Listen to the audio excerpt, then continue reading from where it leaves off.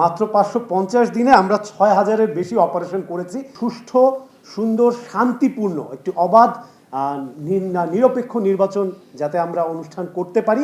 মাদক এবং সন্ত্রাসের ব্যাপারে আমি জাস্ট আপনাদেরকে ছোট্ট একটা পরিসংখ্যান তুলে ধরছি। আমাদের এই ব্যাটালিয়ন আমরা ইন অ্যান্ড অ্যারাউন্ড 9 আগস্ট থেকে 550 দিনের মতো ঢাকা 13 আসন, বেসিক্যালি যেটা মোহাম্মদপুর এলাকায় আমরা নিয়োজিত রয়েছি। আমাদের দুটি ক্যাম্প রয়েছে এখানে। আমার ডানে আমার দুই ক্যাম্প কমান্ডারও এখানে উপস্থিত আছেন, মেজর সাদির এবং মেজর ফুয়াদ।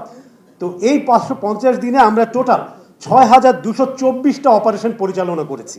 আমরা টোটাল 1165 জনকে গ্রেপ্তার করেছি, 312টি আগ্নেয়াস্ত্র আমরা উদ্ধার করেছি, 8475 রাউন্ড অ্যামুনেশন এবং 1914টি বিভিন্ন প্রকার অন্যান্য অস্ত্র এবং বিপুল পরিমাণ মাদক এবং গান পাউডার আমরা উদ্ধার করেছি। মাত্র 550 দিনে আমরা 6000-এর বেশি অপারেশন করেছি। সিলভার টিপ কন্ট্যাক্টে তৈরি নিরাপদ ও নান্দনিক ক্লিক সুইচ নির্ভরতা জীবন জুড়ে।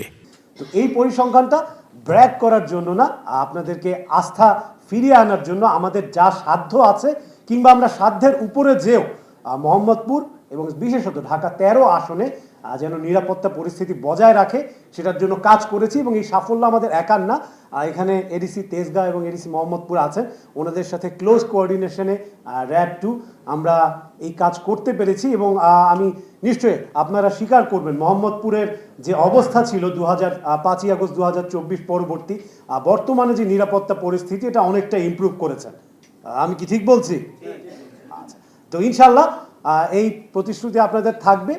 আমাদের এই যে প্রচেষ্টা অব্যাহত থাকবে। আসন্ন নির্বাচন উপলক্ষে ঢাকা 13 আসনে নির্বাচনী বিধিমালা বিস্তারিতভাবে রিটার্নিং অফিসার মহোদয়ের পক্ষ থেকে বর্ণনা করা হয়েছে।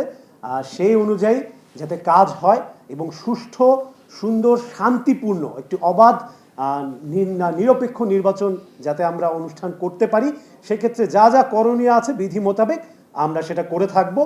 আর শেষ পর্যায়ে একটা কথাই বলতে চাই, এই যে সুষ্ঠু নির্বাচন, যে শান্তিপূর্ণ পরিবেশ বজায় রাখা, এটা শুধুমাত্র নিরাপত্তা বাহিনী কিংবা নির্বাচন কমিশনের কর্মকর্তাদের দায়িত্ব না। আমরা যারা প্রার্থী আছি, আমরাই জনগণের প্রতিনিধি হিসেবে প্রার্থী হিসেবে দাঁড়িয়েছি, আমাদেরও কিছু দায়িত্ব বর্তায় রাষ্ট্রের প্রতি এবং জনগণের প্রতি।